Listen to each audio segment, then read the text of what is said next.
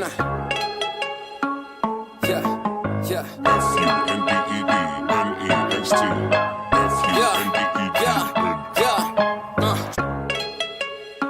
Put 'em up, put 'em up, put 'em up now. Yeah, yeah.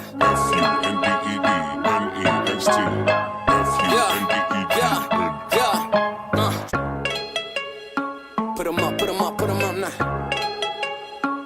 Yeah, yeah.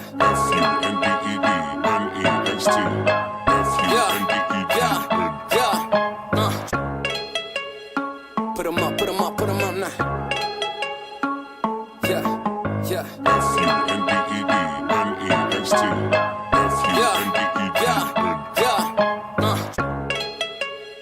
Put 'em up, put 'em up, put 'em up now. Yeah, yeah. Put 'em up, put 'em up, put 'em up now. Yeah, yeah. Put 'em up, put 'em up, put 'em up now. Yeah, yeah.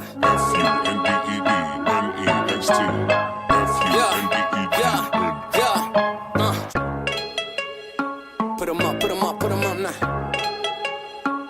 Yeah, yeah.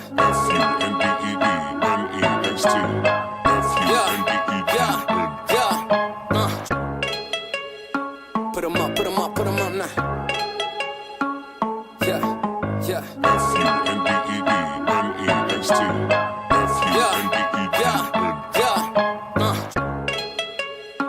Put 'em up, put 'em up, put 'em up now.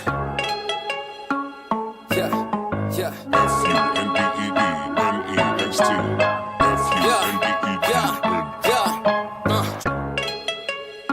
Put 'em up, put 'em up, put 'em up now. Yeah, yeah.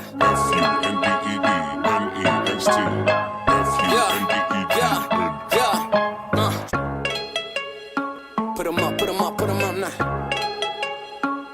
Yeah, yeah.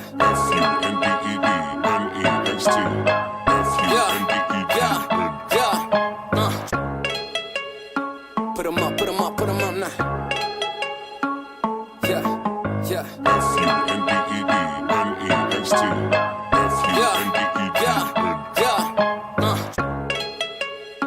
Put 'em up, put 'em up, put 'em up now. Yeah, yeah.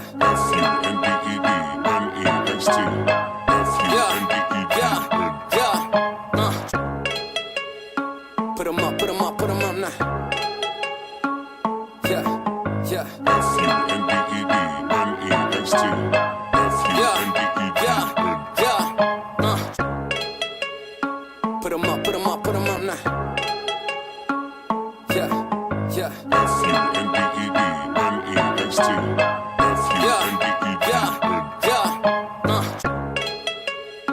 Put 'em up, put 'em up, put 'em up now. Yeah, yeah.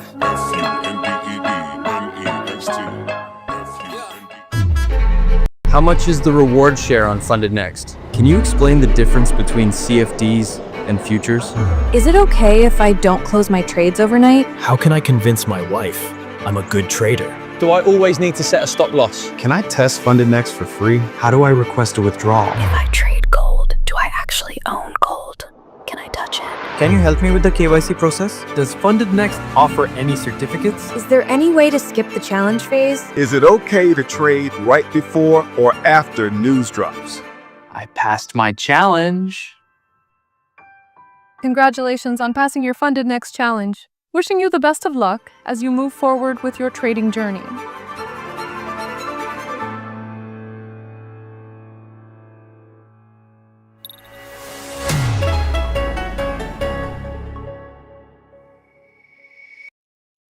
People want to try to have control of probability.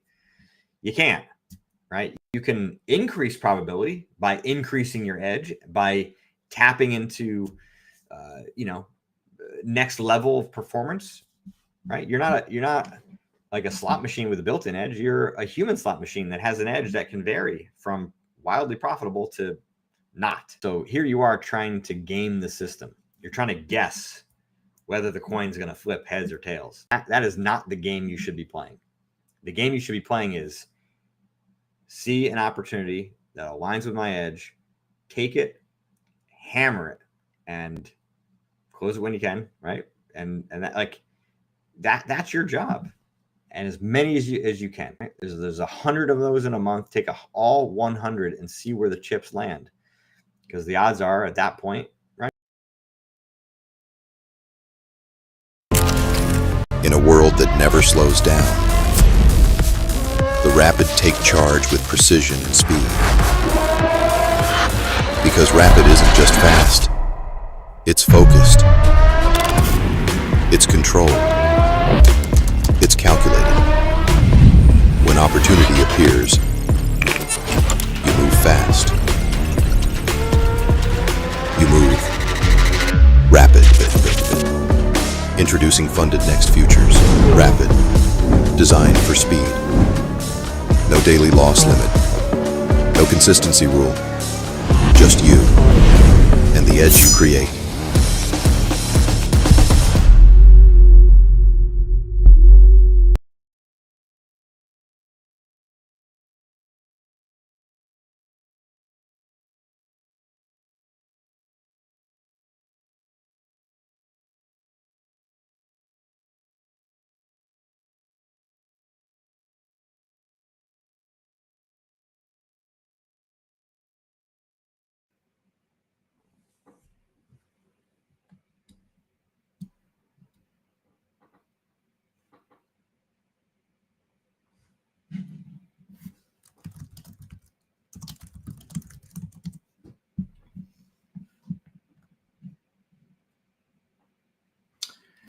All right. What's up, everybody? Another session today, an important one.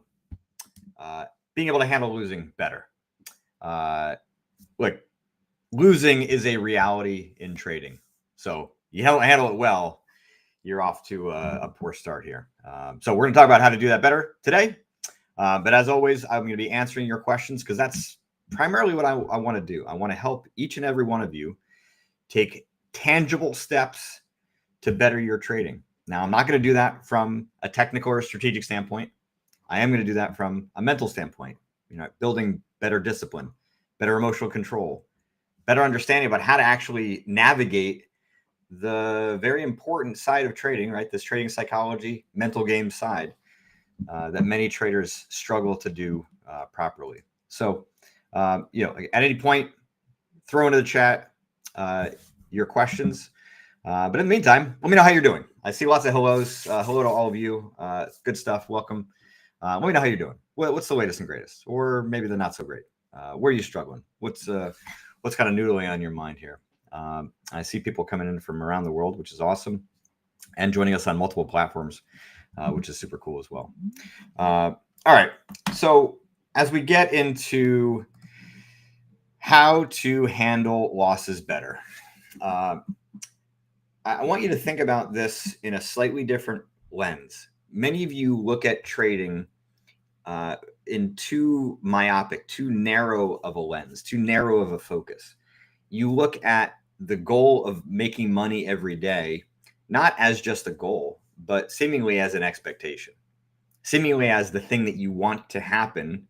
And then if it doesn't, and you start taking some losses, or some of your positions that may have been held overnight start to bleed, that you overreact to that and then end up costing you more money and losing more, or blowing accounts, or missing out on an opportunity to get a payout. It's not the losses that are the problem. It's your reaction to those losses. Okay. Because you need to be able to handle losses well in order to be able to play this game. So when I say you're looking at it from too narrow of a lens, you're looking at winning and losing in trading as if you're a basketball player looking at winning and losing a game. And that's not what trading looks like, right? Individual trades are equal to like one play in basketball, like a pass or a shot, and if you lose that trade, it's equal to that pass, maybe in this case being a bad pass on your part because maybe you took a poor trade, or it was actually a really good pass, but your teammate, didn't handle very well and it was a turnover. or a shot that you just missed. But it was a good shot, right? Open, high probability shot. Not that you lost the game. Two very, very different things, right? You're looking at individual trades like you're losing games, and it's not. You're just having these individual moments in the course of, in an NBA game, it's 48 minutes, right? In the course of a 48-minute game, you're looking at individual moments as being representative of the whole, and you're overreacting to those individual moments and blowing the game, right? You're burning more of your capital because you can't handle those singular moments. And I think in large part because you're looking at it from the wrong perspective, right? You have to gather up, sometimes 50 to 100, even more trades to equal one NBA basketball game, which might happen over the course of 2 months. Imagine playing a basketball game over 2 months. That's what trading is. So when you look at these individual moments, these individual trades, you have to zoom out. You cannot see it from that very narrow lens. If you do, you're going to create a lot more emotional volatility because your perspective is wrong, right? If in the course of a basketball game there was 100 moments and you lost the first 10 of them and then basically blew the rest of the game, well, what's the point? But if you have a deep conviction in your style and your strategy that is profitable, if you're doing it right, first 10 moments of that basketball game, first 10 trades you take, if they go poorly, who cares? You have to see the bigger picture, right? But so many of you are here to make money like that. You're here to achieve your goals like that. And it's not just about being more patient. Patience, again, is a function, as I talked before, the mental control, the strength of your mind to do what you know is correct. Here, though, when you're coming at trading from the wrong perspective, you spark emotion that overwhelms your ability to do what's right. So that's what we're trying to change here. We're trying to change your perspective on this enterprise, on this thing. That's how you change your emotional state, right? That's how you get yourself in a better frame of mind. Now, another reason that traders have a difficult time with losing is because it doesn't feel good. and some of you think that it should not feel bad. Right? Look, it's okay for losing to be painful, right? You have a lot of time and effort generated into this. You're trying your absolute best. Your goals, your aspirations, your actual capital, right? You've invested a lot. You have a lot on the line here. So if you take losses, it's okay for it to hurt.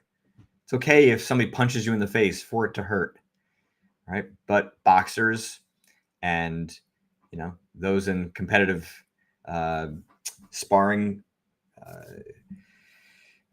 sports, right? They have learned to take the pain because they know it's kind of part of it, but they don't allow it to detract from what they know is right. So some of this is conditioning yourself, acclimating yourself to the feeling, right? And the answer there sometimes is just to actually just experience it, right? Take the hit, feel the pain. It doesn't last forever. So many of you want to immediately correct the loss. And you think it's because, well, maybe the trade idea is still viable, so I'm just going to jump right back in. Or, you come up with reasons for why you want to kind of justify re-entering quickly. But for a lot of you, it's actually just as a way of escaping the feeling because it's not comfortable. It doesn't feel good, obviously. But you're not really learning much. You don't develop the strength and hardiness to be able to handle those natural situations in trading by immediately just jumping right into another trade. So you don't allow yourself to build that strength. You don't allow yourself to learn how to develop that stiffer jaw, as they say in boxing, where you can just take punches and not have it knock you out. So I encourage all of you to try this. Take the loss, set a timer for 5 minutes. All right. Now, you don't have to sit there watching the charts. You can turn away, but I want you to go somewhere where you're not going to distract yourself with your phone. You're not going to just engage in something else. You're not going to go eat food, right? You're doing nothing else other than sitting and experiencing the pain. See how long it lasts. It's probably not going to last as long as you think it will. And it doesn't mean you can't think about anything, right? You can, re-examine the trade in your mind. You can look and see just mentally, like, was it a trade that you take again? And like, if you made a mistake, that's different than taking a trade that is within your system that fails. Again, you made a good pass. Teammate fumbled it, right? The market is not going to reward every good action that you take, right? You took a good jump shot. Like, all right, well, like, best basketball players in the world make 30 to 40% of their 3-point shots, right? They're not making all of them. Some of the best traders in the world only have a 30% win rate, right? But their R factor is makes up for it many times over. So again, I encourage you to go just sit and experience the pain, understand that it will start to fade, right? But if you start acting on it, acting out of it, you compound things, you make things worse. And then worst case scenario, you get into a situation where you get into what I would call the F-its, right? Where you basically, burn so much of your capital, so much of your account that you just say F it and you start gambling, trying to get yourself out of that hole. And it's just not a winning proposition, because now you're not really learning how to take the loss.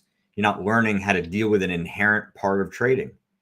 You're escaping that, kind of hoping just to win quickly and thinking that by winning money, that's what's going to make you successful long-term.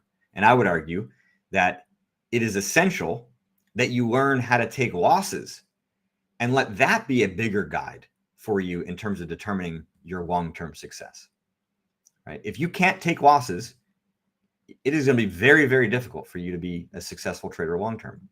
I don't care how big your account is. You have $100 million account. If you can't take losses, I mean, you could burn a lot of that pretty quickly. There's no amount of money that can replace this skill. You have to learn it. Now, as I said, there's sometimes perspective shifts that have to occur, like the ones I've mentioned so far. But we'll get to more of those different kind of points based on the questions that you all have.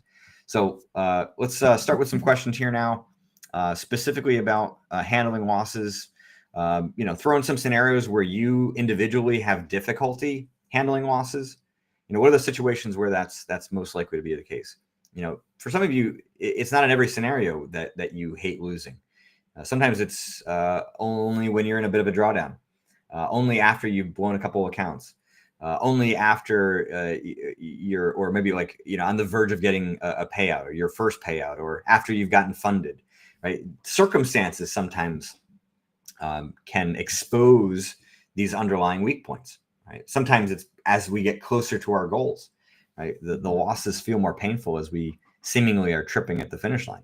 So give me some scenarios of where you struggle to handle losing, or some questions you have as to how you can individually handle it better, but just kind of pose some specifics on what you're facing, and we'll get at it. So let's get to some questions. All right, Dan. I tend to place trades even when I know even when I'm not supposed to be trading. So this issue is quite common, and anytime that you're doing something that you know that you shouldn't, we can chalk it up to either one of two things. Number one, you got way too much emotion, right? And it could be the anger or frustration of losing, or it could be you're just lacking too much energy, and from a discipline standpoint, you're just not sharp enough. But we need energy to power the mind. And when the mind is malfunctioning, right, either because there's not enough or there's too much, you end up in a situation where you retain enough self-awareness, right? You understand what you should and should not be doing, but you don't have enough energy to power the right actions. So you're kind of defaulting back down to some of these, kind of underlying weak points, right? In essence, your C game. So your C game, right, is driven to trade more than it should. Your A game and B game know better. So when you're in that emotional state, that's where you're unable to stop yourself from trading. So the key is recognizing the earlier signs, right, that your emotions are becoming more intense, which I'm assuming is happening for you here, Jen. Right? The emotions are too intense, and that's what's blocking your ability to access, your newer knowledge, and so you're reverting back down to your weak points. So you got to recognize the earlier signs, take action to correct that emotion before it gets to be too big.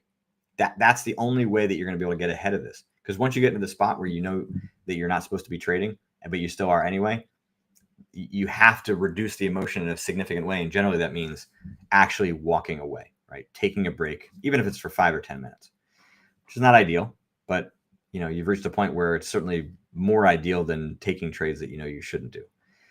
Now, the key thing I think next for you, Dan, is to figure out why is it, besides sort of the neurological, kind of reality here, why is it that you want to continue to trading when you know that you're not supposed to? Right? What's going to drive you to do that? And if you want to post again, I'll be happy to follow up with you. All right, Em. My problem is that when I open a position, I start to panic and keep looking at smaller and smaller time frames until I eventually close the position at a loss. Okay, so this is, it could be related to the difficulty handling losses, in part because you're looking for you're looking for like kind of confirmation from the smaller time frames that maybe it's not going to kind of bleed all the way back down to your stop loss. It's sort of key that you kind of get that confirmation. It's kind of why you're looking to kind of close it quickly. So the panic, right, could be more of a fear of actually like taking a full loss. It also could just be, right, the fear of failure, the fear of losing, the fear of mistakes, something related to perfectionism, some high expectations that you have for yourself. So I would ask yourself first, is the panic defense against the discomfort and or hatred of losing? Or is the panic more about, well, if I lose this trade, then, it means a bunch of things about my future that, is more about fear. But closing the position at a loss, like you're closing the position at a small loss, clearly, like you're chopping this trade off quickly. But we got to understand kind of the causality of that, right? The emotions are compelling you to protect yourself. But what are you protecting yourself from?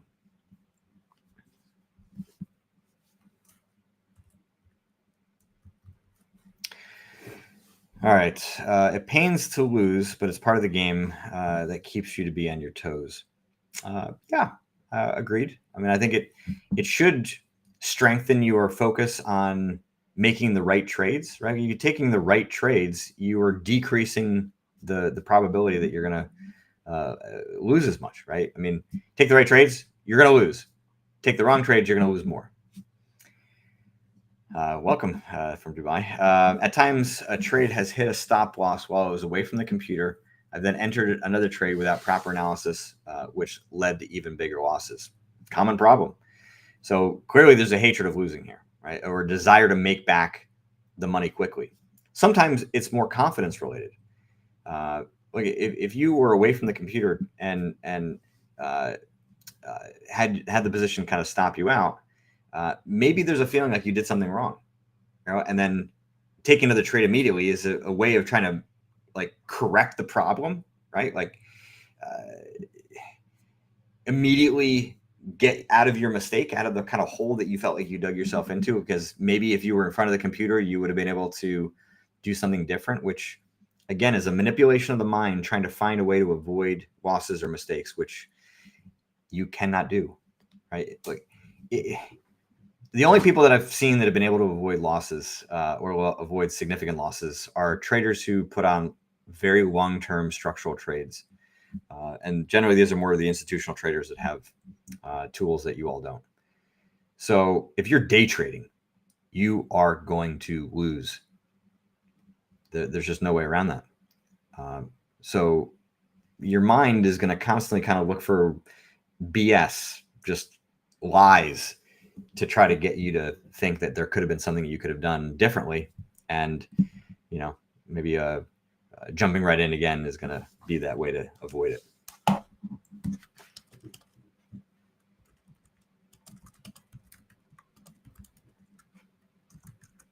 All right, what do we got next? All right, when I take losses, I tend to miss my next trades, which turn out to be winners. How do I break this? There's no chance that that's the case as regularly as you're describing, right? We have an illusion of memory. We think that what we remember is correct. I want to see stats that you've taken over time that tells me that that's exactly what's happening, right? The bigger issue here is not that your next trades turn out to be winners. It's that the losses affect you so much that you miss the next trade. Being able to deal with that loss well enough so that you can recover quickly and get yourself back sharp and then take the next trade. I mean, there's no chance that the next trade is constantly winning, right? At like a 90 to 100% win rate. You're telling me that suddenly the probability of you winning is much greater after taking a loss? No, zero chance that is true, right? But our minds convince ourselves of it, right? And so then, you end up in a scenario where you're now critical of yourself, and even more so because, this loss is now taking you out of a win. I would say let's have you focus much more on what's happening when you take the loss. Now, one additional tactic that you can use, again, I've talked about it before, that data collection worksheet. But listen, you can also just open up a Word doc, take a piece of paper, and just write out what is going through your mind when you're taking a loss, what you feel, right? And try to get that emotion out, try to get those thoughts out. And then at the end of it, after a couple minutes, remind yourself, okay, these are part of trading. And now shift back and see if I can find the next opportunity without forcing anything, just like letting the next opportunity come to you. Right? But getting that emotion out is a key one. All right, what do we have next? I go back on revenge trading every time I have a loss. How to manage that? So revenge trading is a more extreme reaction to a loss. And there's always a confidence component to that. So we look at the kind of three primary reasons why anger is going to get produced and why revenge trading is going to happen. You hate losing, you hate making mistakes, or you hate the variance and the luck factor that is inherent to trading. You combine that with a weakness in confidence, revenge trading becomes very possible. So this is not a simple problem to solve, right? You have to be very aggressive at like taking time away, correcting the initial cause, like whether it be the losses, the mistakes, or the variance, kind of whatever you're reacting to, early and aggressively, because as they start to stack up, that's where the revenge gets activated. And that's where your confidence needs a win to start to feel good again, to feel like you're capable, to feel like your future is maybe still on the table here, that your goals and your dreams and your aspirations are still possible, right? Revenge trading is an attempt to get back what you feel like you desperately need. And if you desperately need something from the market, it's not going to be your friend. So again, figure out what those early causes of the frustration are, and kind of draw a line for yourself in the short term, like the next 2 or 3 weeks, where you do not allow yourself to, let's say, take, let's say after 3 losing trades in a row, right, revenge trading is activated. That means you can only take 2 losses in a row. Otherwise, you're done. You're in timeout until you know for sure that you've been able to recover from those losses, and be able to kind of come back in a clear state of mind with the chance of revenge trading low. And let's say you come back after 15 minutes, take another loss, and you're okay. So then you take another loss. Well, then again, kind of reactivate it. And maybe you still have a daily loss limit that you keep in mind, just for the day as well. So. All right. It's easy for me to take small losses, but if I size more, it's hard for me to take the bigger loss, even on when trades are the same RR. Yeah, look, the scaling issue is hard for many traders, where the money starts to dominate a little bit more. The size starts to indicate some utility. You go from maybe risking $100 to risking 1,000 or risking 500, and now like the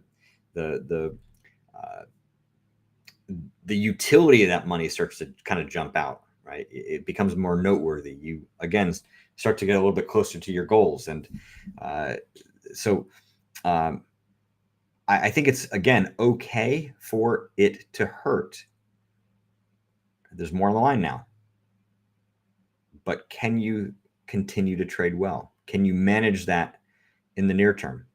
A lot of times it is just about acclimating to kind of higher limits, higher levels of intensity, more on the line. And this is true of traders of every level.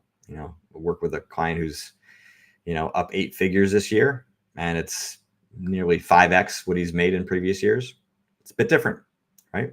Kind of acclimating yourself to numbers that are significantly noteworthy. So, on a day where you have a 1% drawdown, it's all of a sudden, a much bigger nugget than it was previously. So it's not uncommon, right? This happens to lots and lots of traders.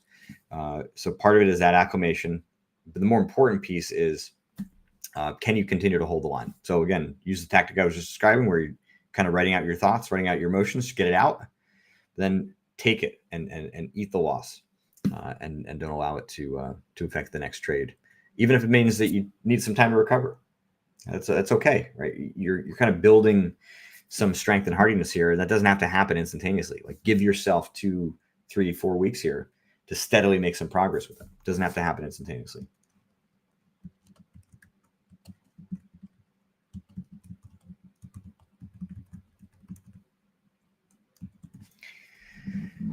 All right, Akeem. I trade 1 and 4 hours. Sometimes when I get to lower time frame, my emotions got confused. I changed my decision at the end. The correct answer was at the higher time frame.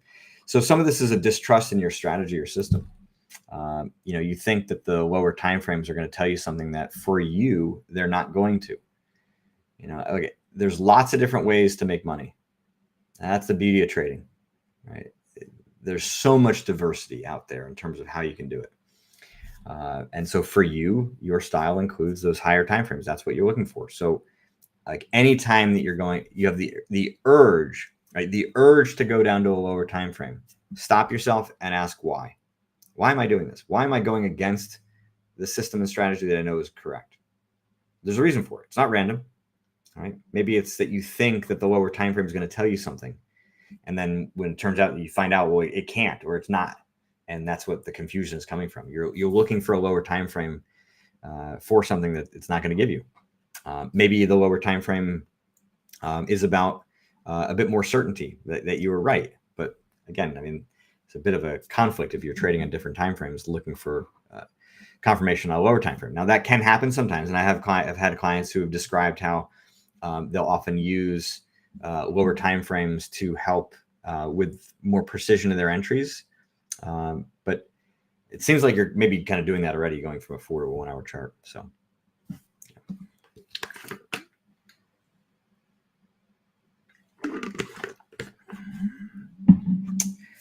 Farhad, how can I handle the sense of the market being against me, whatever position I open it sometimes?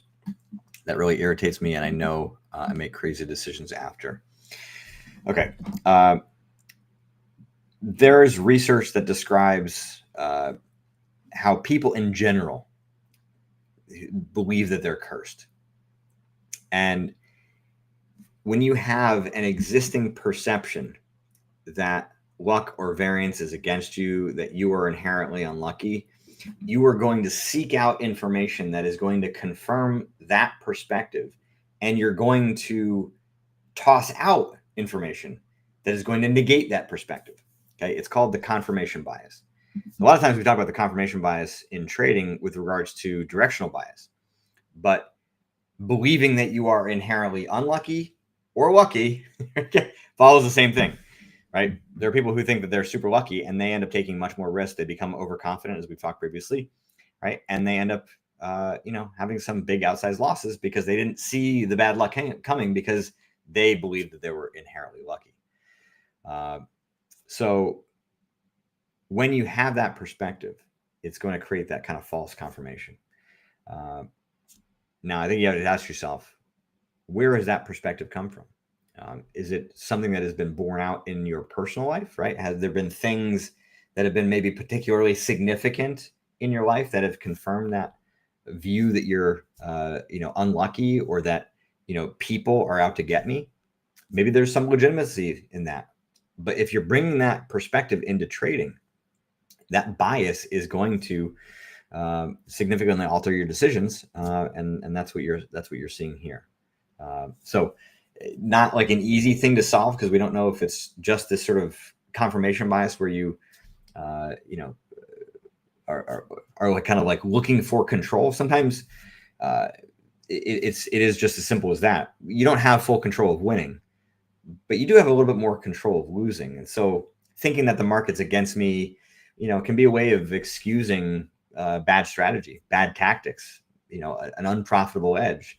It's not me, it's the market. So you're looking for control of sort of the narrative, looking for control of your perspective here, and ignoring the fact that you actually are not as good as you think.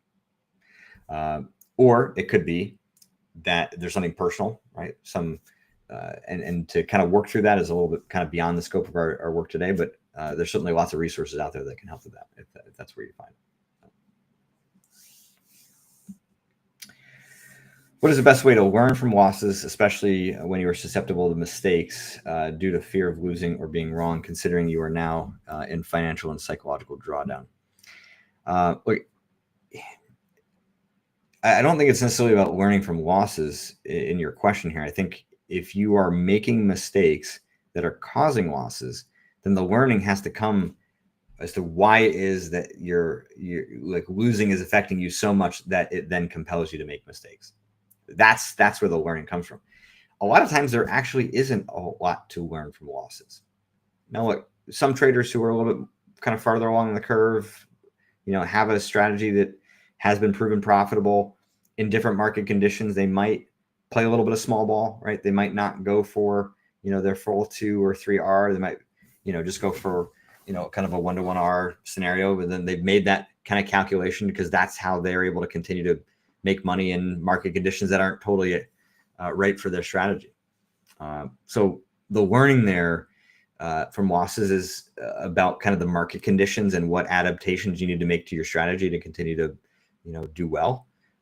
But for some traders, the answer is no, don't do that, right? That they only have, certain periods throughout the year where they're going to make the most money, and they just kind of keep trading their system, and they do that, then they're going to do well. So sometimes there isn't anything to learn from your losses. So let's not assume that that's the case, right? I think for you, in the way you frame your question, it's maybe more about understanding where that fear of losing is coming from. If you're susceptible to mistakes, right, the fear of being wrong generally is more about the emotion that comes on the other side of being wrong. So you're sort of fearing what you're going to feel like from making mistakes and maybe losing.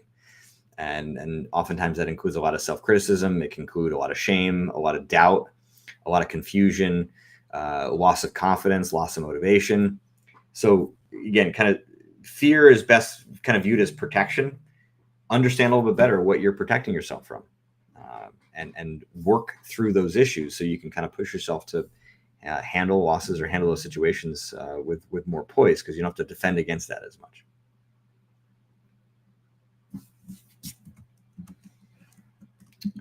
All right, Sharif. I passed the challenge for the first time and now I'm funded. Congrats. But since then, I'm somehow scared of placing trades because I'm afraid of losing trades. Can you advise me? You're basically afraid of losing the funded account.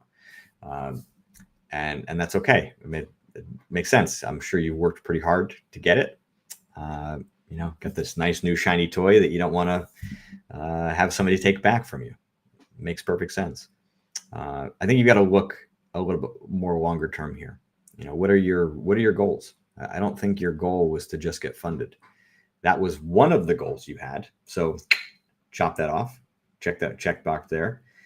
But what do you plan on doing with the funded account? What are your longer term visions for yourself?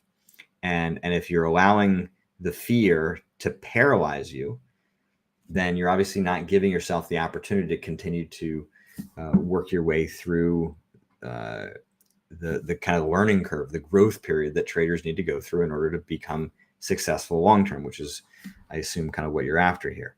Right? This isn't just about having the funded account. That wasn't your long term dream.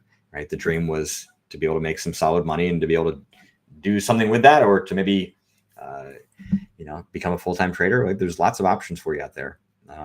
But the fear here is just keeping you too paralyzed, and it's paralyzing you from learning. Sometimes the fear can creep up a little bit higher when the expectations grow, right? And the expectations grow because you think that there's more that you can demand of yourself. It's okay that this is harder, right? It's totally okay. What's not okay is stopping yourself from learning. There's still a lot more learning you have to do. Let's not expect that you have, kind of all that you need to learn, having accomplished that already.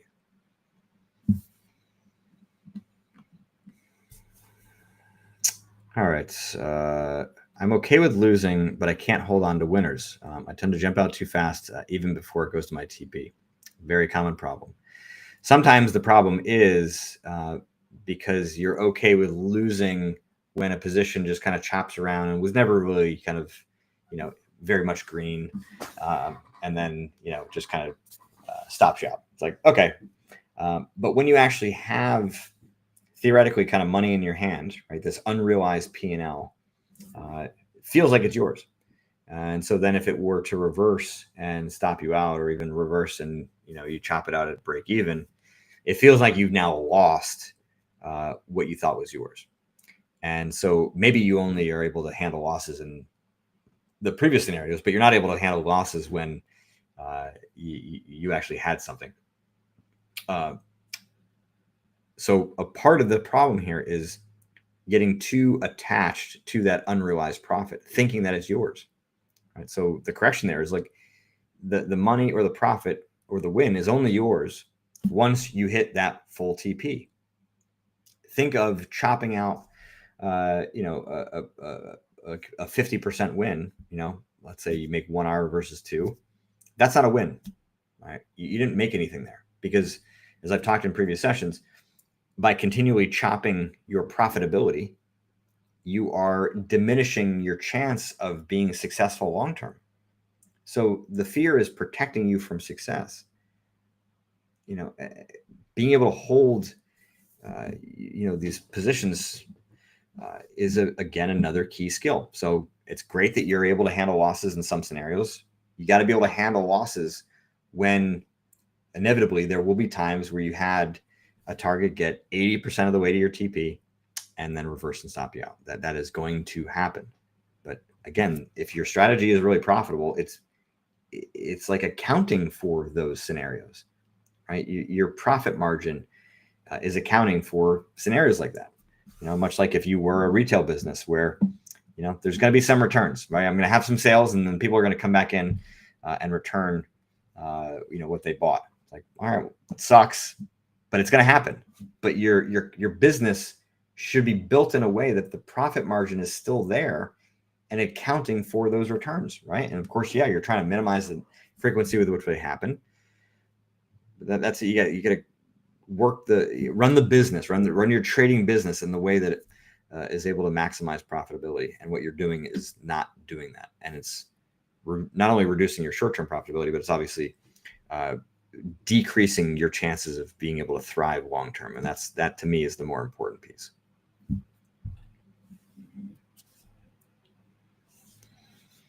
What emotional triggers lead me to breaking my own trading rules, and how can I become more aware of them in real time?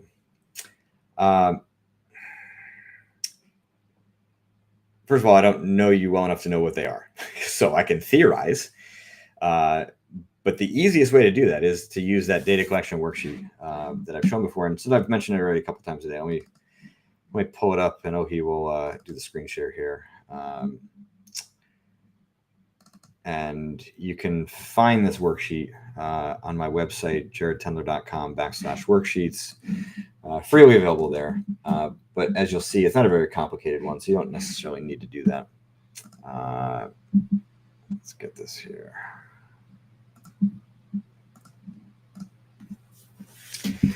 So data collection worksheet. There we go. Data collection worksheet is just your tool to gathering up the relevant data about your emotions. Right? In this case, we're talking about your emotional triggers. So anytime that you start to feel any deviation from an optimal mental state, pull this out and write down what's going on. Right? So you write down the situation, and then you'll see very clearly in line 2, like, what's the trigger. Now, you may not necessarily know what that is immediately. That's okay. But like, try to describe and articulate some of these other things, right? Some of the thoughts that are going through your mind, maybe the emotions that you're feeling, your behaviors, some of your actions. Maybe you're tapping your toe. Maybe you're, opening up more positions, opening up new screens. There's a handful of, different things that can happen, including like kind of heat in your head or, clenching your hands. How does your decision-making process change? How does your perception of the market change? And was there a mistake? And then you kind of do all this, and eventually you're going to start to kind of land on what are those triggers, right? And the triggers can be losing. It can be certain market conditions. It can be not having any viable positions, right? Like kind of the choppy market conditions that don't really offer you many opportunities. Like, that's a trigger, because the longer that goes on, the more likely you are to do something dumb. Maybe it's seeing other traders make money. Maybe it's missing out on a particular opportunity, right? You went to go get some food and come back 5 minutes later, missed an entry and one that would have made you money, right? So there's lots of things, right? The trigger, right, is the catalyst. What's the spark? But if you don't know what the spark is, you don't know what's kind of triggering it, well, then look at the rest of what's going on, right? Examine your emotions in a different way. And that will help you to be able to figure out eventually what those triggers are. Okay. Yeah. And again, that data collection worksheet is a tool that you can use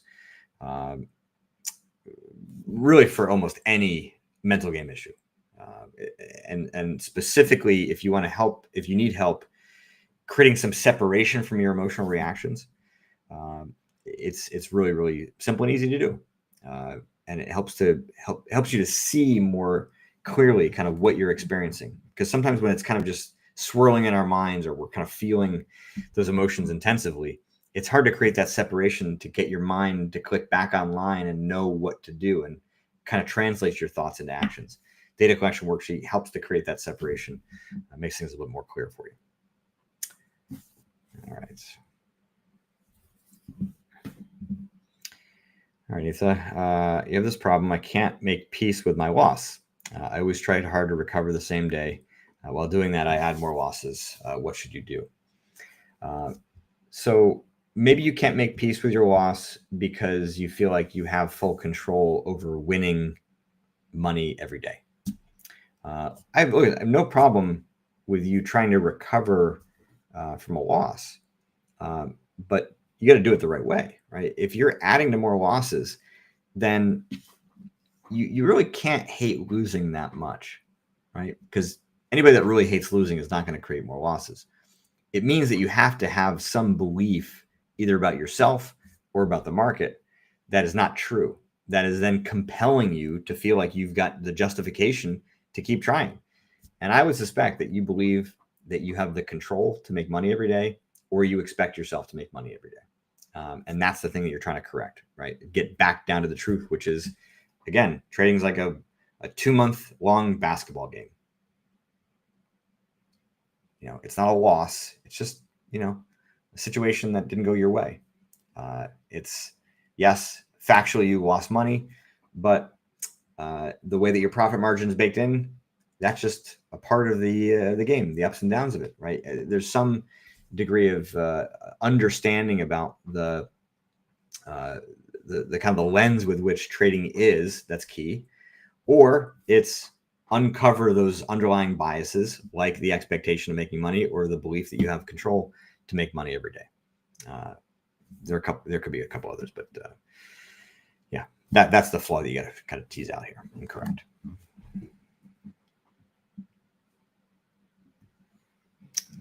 All right, Farhad, we're back here. Actually, we already got to this question before.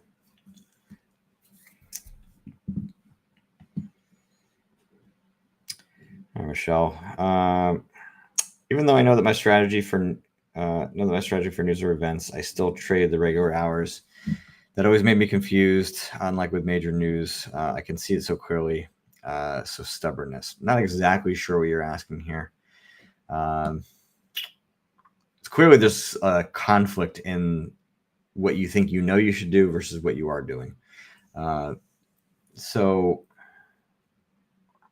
again, some of it could be technical. I think some traders have difficulty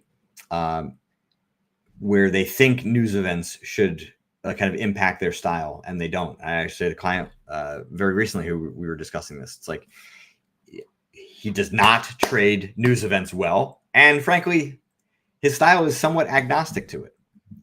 Obviously, look, there's going to be times where news happens and it ends up causing losses, but was sort of semi-irrelevant to the long-term success. And because what was happening was there were some news events that were occurring, and then he was not taking trades that he should have. So it kind of sometimes can even out. I think you have to really be very clear with and honest with yourself about what your style and strategy is, and how trading major news events either impacts or doesn't impact your style. But if I didn't understand your question correctly, then post again. All right. When will I finally be able to stay disciplined and trade consistently? And how do I achieve that? I feel like your question is kind of backwards. How would anybody know when you individually are going to have something finally click, finally make sense? Or maybe it's not even one singular moment. Maybe it's just like months of being able to trade properly. I would actually argue that you even asking that question means that it's going to take you longer to be able to reach that point, because you're giving up some control, right? You're not asking, how will I achieve discipline and trade consistently because these are the problems that are affecting me. You're basically asking in a fairly passive way, like, when will I finally be able to achieve this? Now, if you're asking it in a rhetorical way, kind of slightly sarcastically, like, when will I finally be able to do this? Then fine. Like, we don't get tone, in question. So I'm not, being purposely critical in that regard. But the key question of how do you become disciplined and trade consistently, you have to be very, very clear about what is driving your individual discipline errors. Because it's not like you have zero discipline. You don't have enough to achieve the consistency that you're after. So be very specific about the mistakes that you're making, the situations where they're occurring. Ensure that there's not actually emotion that is compelling you to violate your rules, that it is actually more of a mental strength, patience, focus, endurance element to it. And then start working through each one. Don't take it all on too much at once. Zoom out your time frame with which you're trying to develop this. Think of it like building muscle. Okay. Over the last several years, I've been working very diligently to rebuild my strength and endurance. Sitting in a chair for now years is, shockingly not been great for my back, not been great for my strength and mobility. But now at a progressively older age, I've been working very diligently. Now, in that time, I've continually had setbacks with injuries. But each injury has been progressive in the sense that, it was helping to kind of find additional limitations that I didn't know I had, and or my trainer didn't know that I had. So my point in saying that is, as you're trying to build discipline, you don't know where those unexpected roadblocks are going to come from. But if you're not engaged in the process, you never actually get to find out. So that's why that first part of that question of when will you finally be able to, who the F knows? And that's not really, it doesn't really matter, right? What matters is, are you on a road? Are you on a path? Are you in a process of steadily improving that? And it doesn't sound like you are. So the beginning of it is being very diligent about examining the specific places where you're lacking it, because it's not black and white. You have it. You just don't have enough of it. And to get more of it, right? It's not like I didn't have any strength. It's not like I didn't have any mobility. I just didn't have enough for what I wanted. Same for you. You want more. So figure out where it's lacking and start doing that analysis and constructing a strategy there. Hello from South Africa. I've been trading for 2 years now and have never passed any challenge account. I'm 1% away from passing my first phase Now there's a voice telling me to break my trading plans to pass fast. You've been at this for too long to allow a voice like that to deter you, right? 2 years might sound like a long time, but it's pretty common, okay? But in that time, you've learned a lot. You've become a lot more skilled, right? If you're now really close to passing for the first time, it means you have to have had it. You have to have a better strategy. So what's more important? Now building a bit more discipline, a bit more control, which are essential characteristics for long-term success, or passing the challenge? I think you know the answer to that, right? You would rather not pass this account the right way than to pass it the wrong way. Pass it the wrong way, you don't learn a damn thing. In fact, actually, you learn the opposite. And especially for somebody who has worked as hard as you have to get to this point, right? Don't stumble at the finish line. Right? We don't know exactly where that finish line is going to be. But this is a big opportunity for you to do the right thing. You do the wrong thing, and you set yourself back, even if you actually pass the account.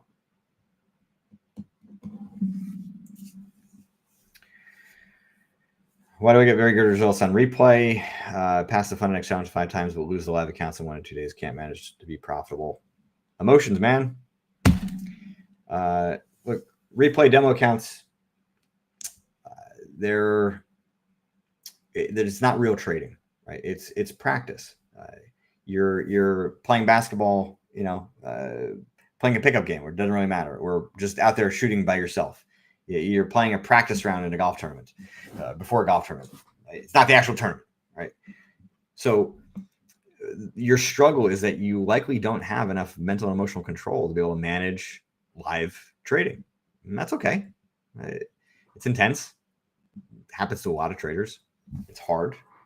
So that's your next, we'll say, challenge here, is to be able to learn how to be more clear about what specific issues you're dealing with. So go back to that data collection worksheet, right? Use that.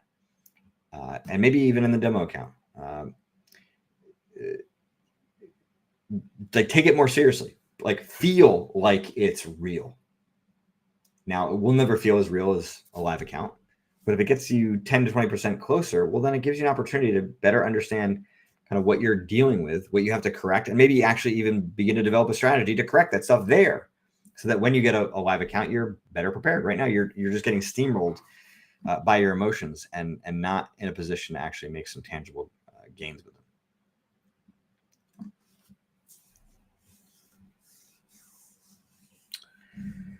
How can I mentally cope with a situation where a few bad days wipes out an entire month of discipline gains? It feels like all the effort was wasted. How professionals deal with this and stay focused? It doesn't really happen to professionals. So they don't really have to deal with it very often. To me, like, the pros understand. Like, that doesn't mean they don't have big drawdowns, right? They'll have 20, 30% drawdowns. But they generally are not wiping out months. What you're going through is more of that kind of boom and bust cycle, which I talked a lot about in a previous session. So go back to the YouTube channel here and pull that up, right? There's a lot of good content on that. But I'll give you just a couple of things here. Number one is you're likely becoming overconfident during that period where you're doing really well. And that overconfidence is then leaving you vulnerable to the losses that are likely to occur, maybe even leaving you vulnerable to more mistakes and that you're not really seeing and or being punished. So it seems like you're perfectly disciplined for that entire time, but you're probably not, certainly not near the tail end of it. Number two, the overconfidence, once it gets kind of cracked, well, then you're going to crash hard. There's going to be a big step backwards that is painful. It's certainly not fun. But if you don't get so high, right? If the overconfidence doesn't take hold, then the crash is not going to be as severe, right? You kind of keep yourself, more even keeled from a confidence standpoint. Doesn't mean you can't be happy about what you're experiencing, but you understand that there is still risk well into the future. right? You don't kind of have trading, you haven't solved it. The biggest thing is to handle this better is how you're handling those periods where you're doing really well, and not, kind of getting too ahead of yourself, not getting too overconfident, not expecting too much of yourself, not predicting future gains, but staying level-headed, sober, and focused on what's right in front of you.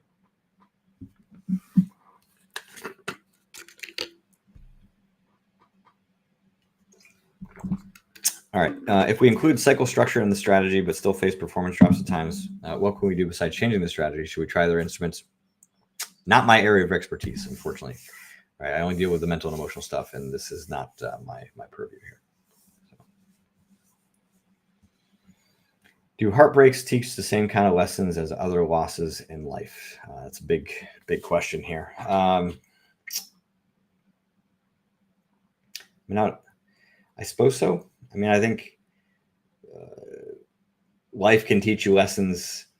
Like any aspect of life can teach you lessons, whether it's a loss in trading, whether it's a series of losses, whether it's like real failure in trading, whether it's real struggles, whether it's heartbreaks in life, whether it's realizing that your dreams or goals are not going to happen, at least not in the near term. There's a lot that you can learn about yourself, about life, about success in many walks of life. So sure, I have a good answer there for you.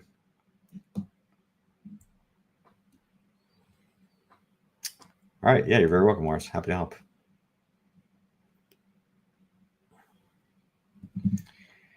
All right, Michelle, let's see what we got here now. I'm wondering why every time I watch a chart with moving candles, I feel afraid.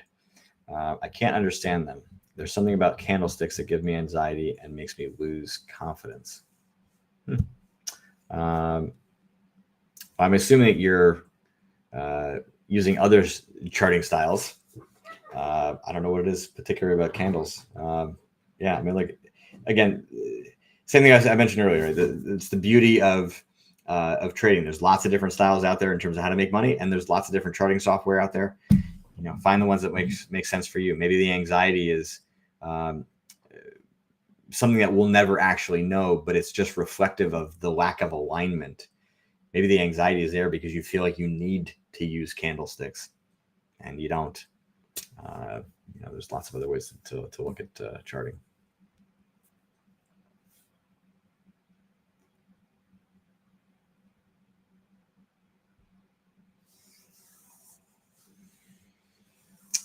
All right, Ronald. Losses leave me with low confidence.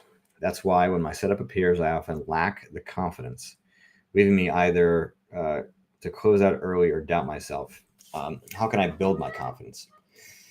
I would say it's the causality is reversed. You're saying losses leave you with low confidence. I would argue that you have low confidence and then losses expose it. So yes, right. Your question of how do you build confidence is still an accurate one, but I want to change the causality so you're not assuming that this isn't an issue that is only occurring temporarily. It's likely there at all times, but like winning doesn't expose it. So, it's not really relevant at all times. Look, to build confidence, you have to understand what it is. Right? Confidence is just perception. Right? It's just your view, your belief of the value of your skills, your experience, your knowledge of trading. Confidence in your system, confidence in your ability to trade that system. Right? Again, is distinctly connected to the value that you believe it has and that you have in being able to do that, right? So the skills and knowledge you have. So when your confidence is lacking, just as when your confidence is too high, you're basically believing a lie. You're believing something that is not true, right? When you're lacking confidence, you are thinking too lowly of your wisdom, experience, knowledge. Right? When you're overconfident, you're doing the exact opposite. You're thinking too high of it. Now, what would allow you to think too lowly of your experience, knowledge, wisdom, or strategy, or your ability to execute that strategy? Some of it may be that there's some real distinct pain points where you've struggled to build a strategy and a style and execute that style and strategy. And so the lack of confidence is somewhat earned.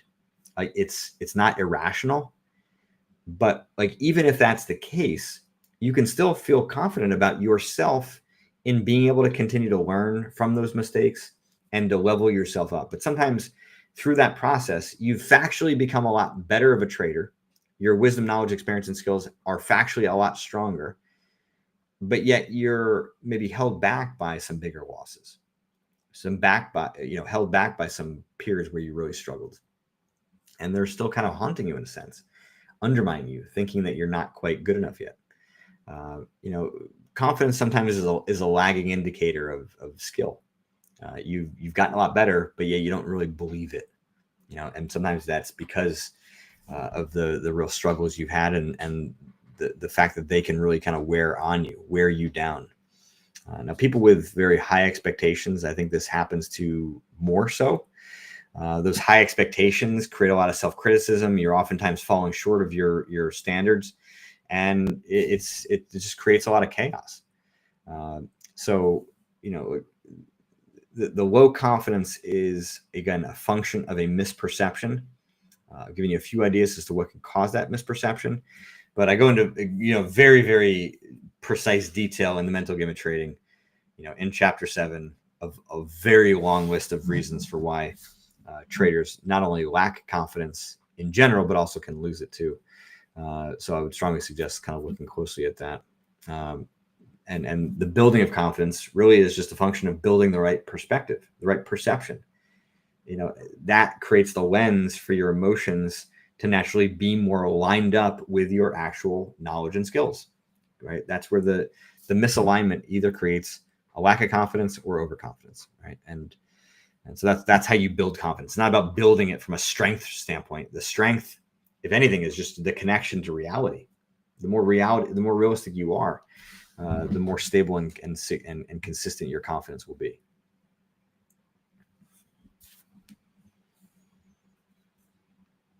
Would you suggest some mind exercises or visualization techniques to discipline trading? In general, I would say that visualization is like icing on the cake in terms of what's going to help to encourage, better discipline. But it's not the whole cake, right? Like the cake sucks. Visualization is not going to do a damn thing. So that's the more important part. If you have a good strategy and tactics, good understanding of, again, similar to the question before, like where are those areas of discipline where I'm lacking? I've got a strategy to be able to correct that and kind of build the strength and integrity and improve in those areas. Then yeah, you visualize yourself handling those situations, right? You don't visualize perfection, right? Navy SEALs, right? Elite military. They do not visualize, like perfect missions and, killing the bad guy or whatever, right? And everything going perfectly. No, they envision the 40 ways that they could die. And the visualization in that regard becomes just like a mental rehearsal or prep, an opportunity to just kind of ready themselves for the variety of crap that they're going to have to face. That's, to me, a far more functional use of visualization than just envisioning perfection. That's a waste of time, in my opinion.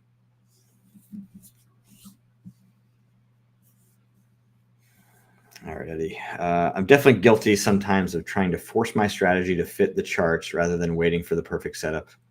I trace back losses and have attributed over half of them to this. Super common, right? It's the imprinting of bias versus the absorption of market-based data, right? You go in there thinking and the market's going to tell you don't. So again, sometimes it just like kind of comes from the kind of the lens with which you view what trading is, right? And sometimes traders just believe that they have to trade because that's what they're there to do. All right, talked about this before. The reality is you are always in a trade, even if you are not actually executing one or in one, right? To not be in a position is a position. So when you're forcing strategy, maybe part of that's because you feel like you need to be taking a position, but you have taken a position. Your position is, I'm waiting for the market to tell me when it is my time to act, when the opportunity is at its highest probability. Otherwise, you're basically just gambling, which I know is not what you're here to do.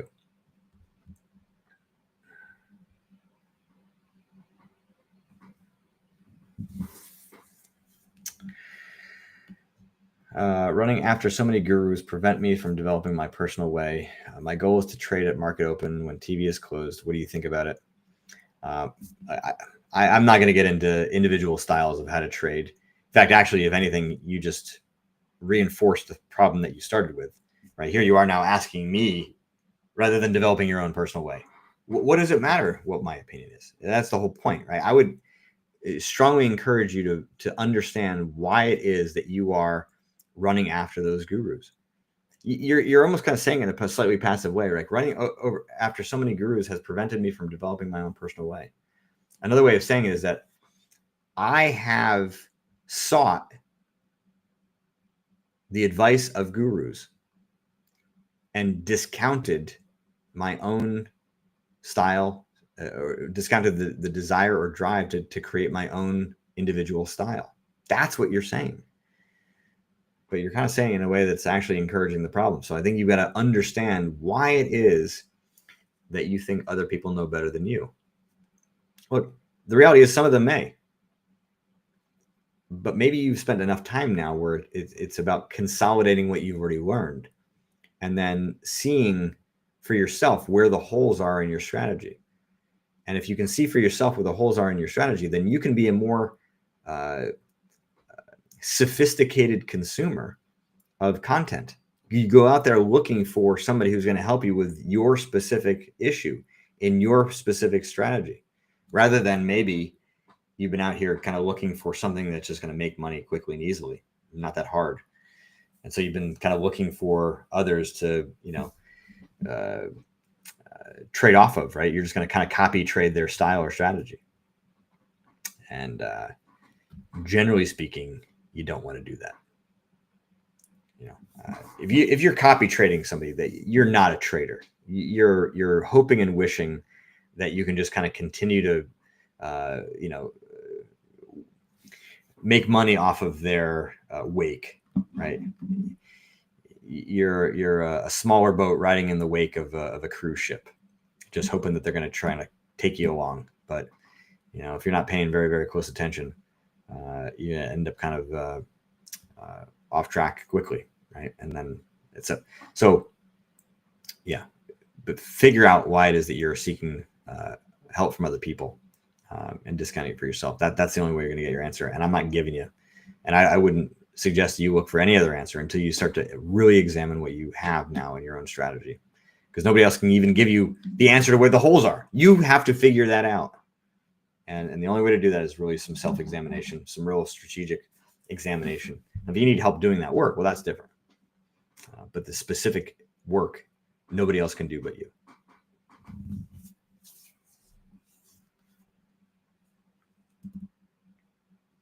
All right, sounds good.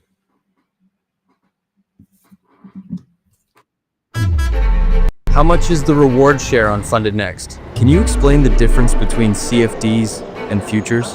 Is it okay if I don't close my trades overnight? How can I convince my wife I'm a good trader? Do I always need to set a stop loss? Can I test Funded Next for free? How do I request a withdrawal? If I trade gold, do I actually own gold? Can I touch it?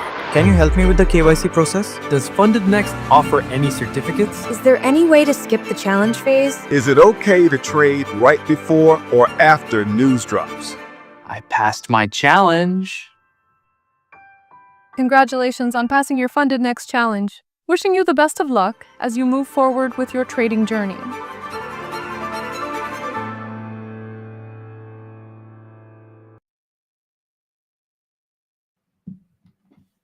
All right, welcome back, everybody.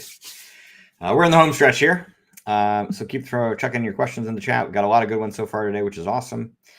So let's keep at it. Finish strong here. All right. I usually lose money when I try to interpret every market move and profit from all of them. How can I fix this? I do price action. frankly, it doesn't matter to me what strategy you're saying here. If you're trying to interpret every market move and profit from all of them, you believe that it's possible to do that. And I've not seen a strategy out there that's the strategy of all strategies. There's even if you were able to find that, I can promise you it would infinite hole that you found in the market to be able to profit from every move would get closed up pretty quickly. You're coming at this from a perspective as if it's possible, and it's not. So kill that wish, kill that fantasy, kill that dream, and find objective reality. And objective reality is like you can profit from a lot of moves. Absolutely. You can't profit from all of them. That does not exist.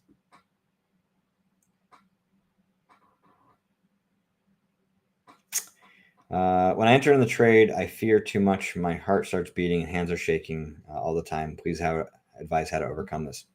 Maybe you don't have to actually overcome it.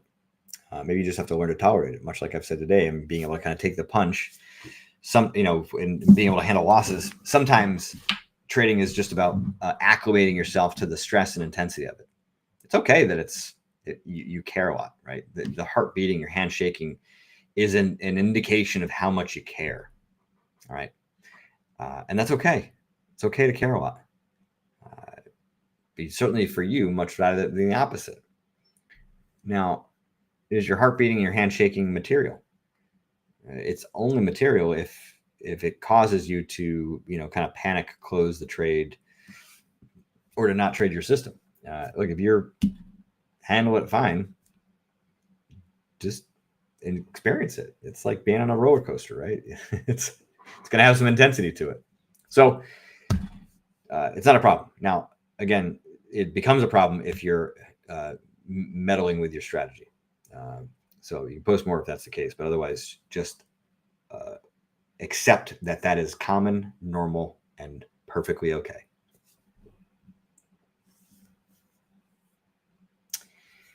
Do I need fixed strategy, or is understanding market movement enough to choose trades without a strict plan? You can, but it's obviously harder. Discretion for newer traders is very challenging because it doesn't give you a lot of feedback that you can kind of work off of, because there's so much variance in the market, right? So much variance in your results in the short term, right? The luck factor. You don't know if you're getting false feedback or positive feedback or what's going on when it's kind of predominantly discretionary style. So the fixed strategies help newer traders to better understand, their style, their strategy, their system, where they can actually develop an edge, where the market has some reliability to it for themselves. And then off of that, a discretionary style can be more accurately assessed. I think of it kind of like the technique of an artist, right? An artist is oftentimes constrained by their technique. If you haven't listened or read the book on Leonardo da Vinci, an amazing book, very long, certainly longer than most books I've read. But what was most striking to me was how much time and effort he spent dedicated towards his technique. It wasn't always about the production, and a lot of times the production took, years. It was about the technique, the honing, the ability to create like a lifelike looking eye, and what was required to do that. You don't have to be a master like him to take the ethic of building technique. And to me, the technique of trading oftentimes is having that, or includes having a strategy that is, relatively fixed. Leaves perhaps openings for discretion, but those, come later. And it's that technique that allows you to kind of make the most of your creativity. So again, the creativity is sort of akin to the discretion. It's like you interpreting and interacting with the market in a way that goes beyond the strategy. That's obviously optimal. Some traders don't do that, and they don't have to. But generally, if you're doing that prematurely, right? You're trying to be creative without technique. You know, you end up like a kid's drawing. It's very, very cute, honey. You know, love it, but this thing is not winning awards, right? And for the kid, who cares? Like it was a joyful experience to make, and it's joyful for me to look at. But we're not selling it. Doesn't have any value in the marketplace, right? So your standards are a lot higher. You don't get to have, curiosity, creativity, or discretion just for the sake of it. There's too much on the line. And so, like, as I said, the strategy gives you better feedback, and discretion can lead to a lot of confusion if it's done prematurely.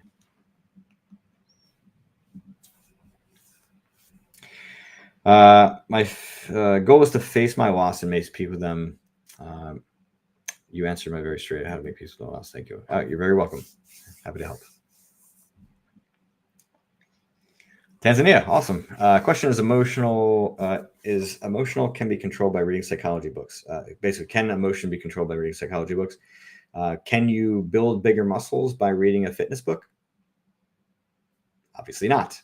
So the answer is no. Can you understand the techniques? Can you understand the issues that you're dealing with from a psychology book and then have that guide the work that you're going to put in? Absolutely. That's how my book is designed. But you cannot, just absorb the content of my book and then have it instantly transform you. I can't tell you the number of times that people have said, "Hey, I love mental human training, awesome book, but I'm struggling with X, Y, and Z." And my first question afterwards is, "Tell me what you've done." And very often the answer is, "What do you mean?" So they haven't done anything. They were assuming that just by reading the book, by consuming it, that was enough. Right? Consume this book on physical fitness. It cannot give you bigger muscles. Nobody thinks that way. And yet we think that a psychology book, even mine, can somehow give you better mental muscle, better emotional control just by reading it. No effing way. If it was that easy, I can promise you the book would cost a lot more. You gotta earn it. No other way.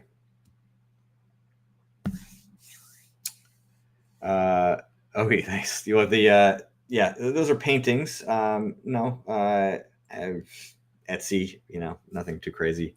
The painting over there above the golf bag was my grandfather. He painted that 40 years ago, 50 years ago, or whatever.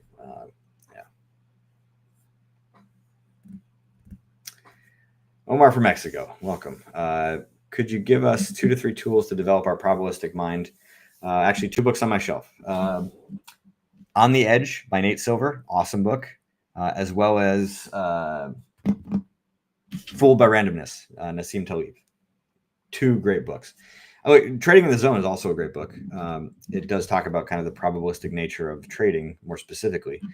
But obviously those 2 books, the first 2 that I mentioned, On the Edge and Fooled by Randomness, are much more robust and really diving deep into the probabilistic side of trading and poker. Just On the Edge is poker, but poker and trading are very, very similar. Obviously they're not the same, but very similar.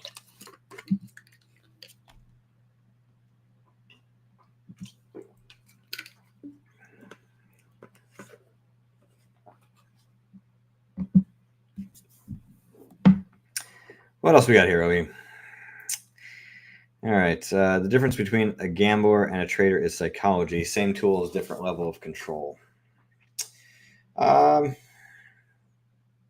No, I actually don't agree with that.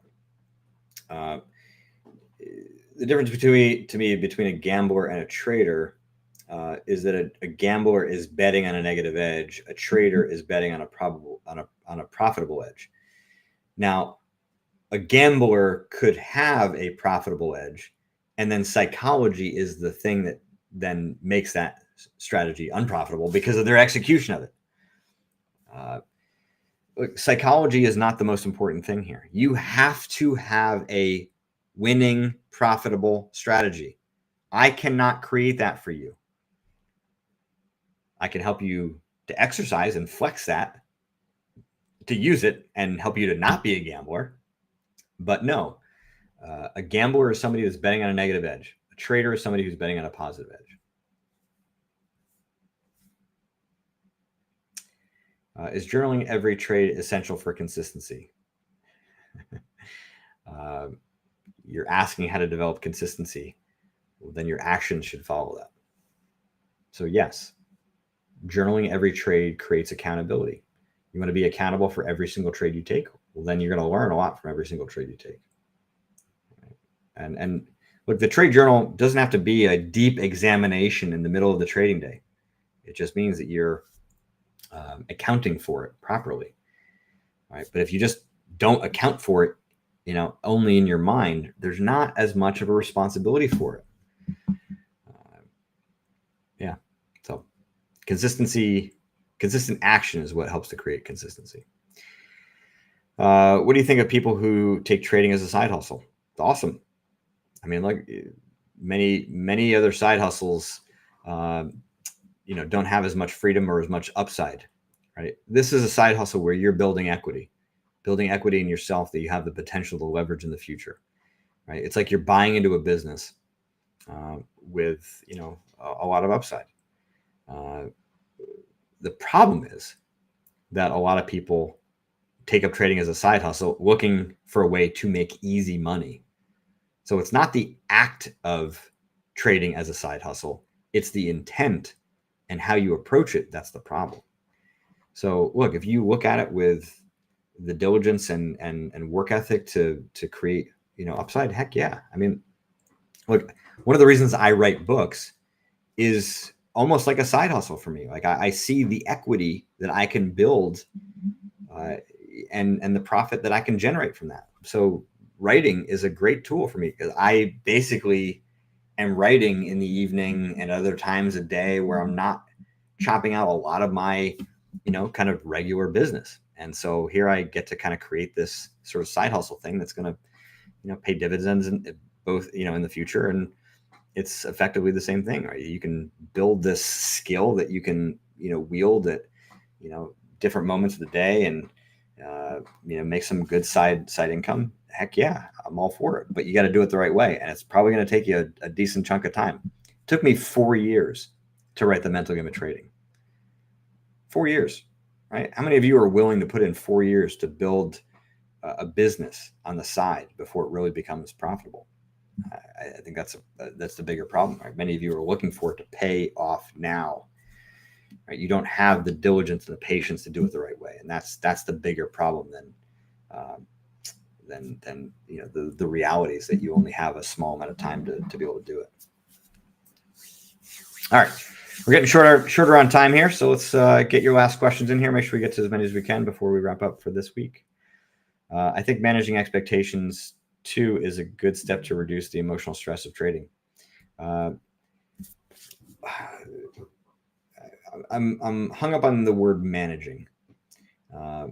It's a common way of describing what to do with expectations. I truthfully hate expectations unless they're things for things you can control, right? I expect to make money every day. How do you manage that expectation? You should kill it. You cannot make money every day. You can want to, you can aspire to, you can do everything in your power to, but you can't expect it. That's why you got to kill the expectation and convert it into something that is more reasonable and is a goal. That's the So I don't love the phrasing of managing expectations. I want to get your expectations to be lined up with reality, and then they're just kind of correct. That's what you want. I think it's having correct expectations is the way to reduce emotional stress. How can I reprogram my mindset to focus on process over outcome? You can't do it instantaneously.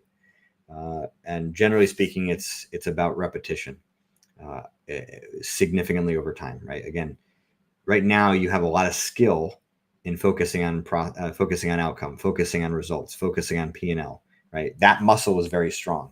Now you want to build the muscle for process. And so it's going to have to scale up, right? Give yourself some time to kind of work that up. Now, the tool that you can use to help you do that is what I call an A to C game analysis. And so let's do the screen share here again. Okay. So here we got A to C game analysis. The basic premise is that you're trying to describe in good detail the differences between your A game, right, from a mental standpoint and a tactical standpoint, right, your B game and your C game. Okay. And when you do that, you create a non-monetary way of evaluating your skill and expertise, your execution, your performance, right? So here it is. You had a great trading day. You had a great trading day, but it turns out there was like a decent amount of these things present. So I was like, all right, well, process was a little off, but I made money. On the flip side, you maybe have lost money today, but it was, all A game. Again, it's a way to more clearly get yourself like the right feedback. And that's oftentimes the problem is that you're using results and P&L to give you the feedback rather than using process, performance, execution as the tool to give you feedback. So, all right, we can end the share here. Yes, I see the question is, are they free? Yes, they are for free.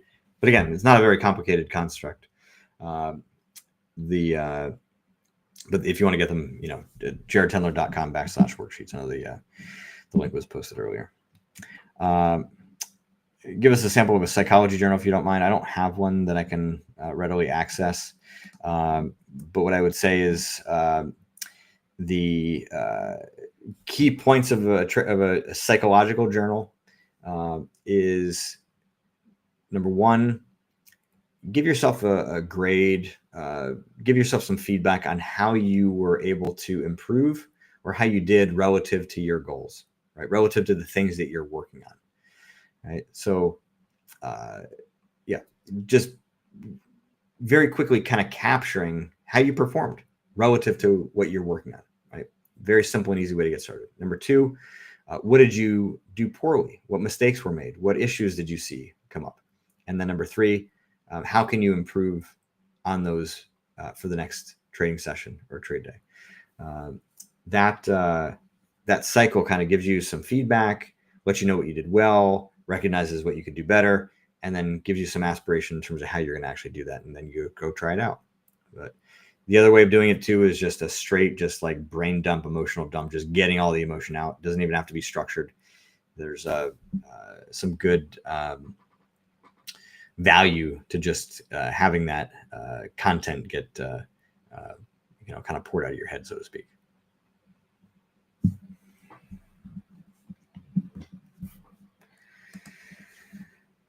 Okay. My problem is that I learned too many strategies, that it's so difficult to stick to one.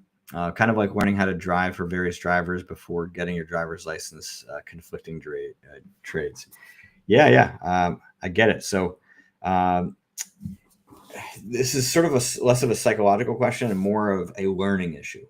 And the consolidation of that strategy, of the strategies, I think is more of what you're looking for. It's not about like one individual one. Maybe you got like 5, but actually like looking at examining the things that you've learned so that you can, just kind of more practically create your own. The fingerprint of what makes you kind of your own, like having your own independent approach and style to trading is really, really important. You don't want to be borrowing from other traders. You need to create your own fingerprint. So I think the issue is less about like, trying to find one, but instead like taking a step back and looking at like what you like and really enjoy about trading, what you find unique and interesting and where you think you actually can have edge and value and kind of maybe pull from several different strategies to create your own strategy and then go through the process of kind of honing it and refining it to the point where you can actually, reliably use it. Again, less of a psychological one, but more of giving you kind of like the permission, the freedom to be able to make trading your own. That's what you need to do. And at this point, maybe you've gotten enough from others that you can do that. But as I said before, maybe there's enough for you to kind of step back and realize that there are still some holes, but then you can be a more sophisticated consumer going after some advice or help with specific areas rather than kind of going out randomly looking for something else, but instead using your own guide, your own perspective on this to be the guide to find the right information for you. All right. Thanks, Ohi. Appreciate that. Thanks, everybody. Lots of great questions today. There was a ton of activity in the chat. Super exciting to see that. We're going to be back next week. Same place, same time, talking about overconfidence. As we kind of alluded to earlier, overconfidence is a very sneaky hidden problem, one that many of you don't realize. And sometimes it actually is the cause of some surprising issues. So we'll get into that and much more next week. Until then, wish you all well. Take care.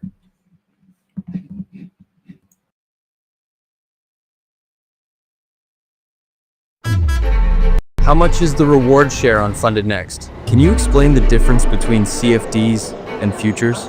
Is it okay if I don't close my trades overnight? How can I convince my wife I'm a good trader? Do I always need to set a stop loss? Can I test Funded Next for free? How do I request a withdrawal? If I trade gold, do I actually own gold? Can I touch it? Can you help me with the KYC process? Does Funded Next offer any certificates? Is there any way to skip the challenge phase? Is it okay to trade right before or after news drops? I passed my challenge. Congratulations on passing your Funded Next challenge. Wishing you the best of luck as you move forward with your trading journey.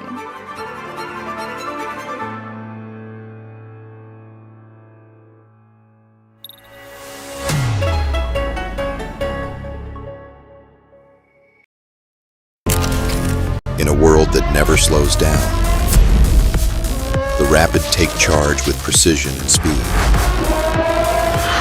Because Rapid isn't just fast, it's focused, it's controlled, it's calculated. When opportunity appears, you move fast. You move rapid. Introducing Funded Next Futures. Rapid. Designed for speed. No daily loss limit. No consistency rule. Just you and the edge you create.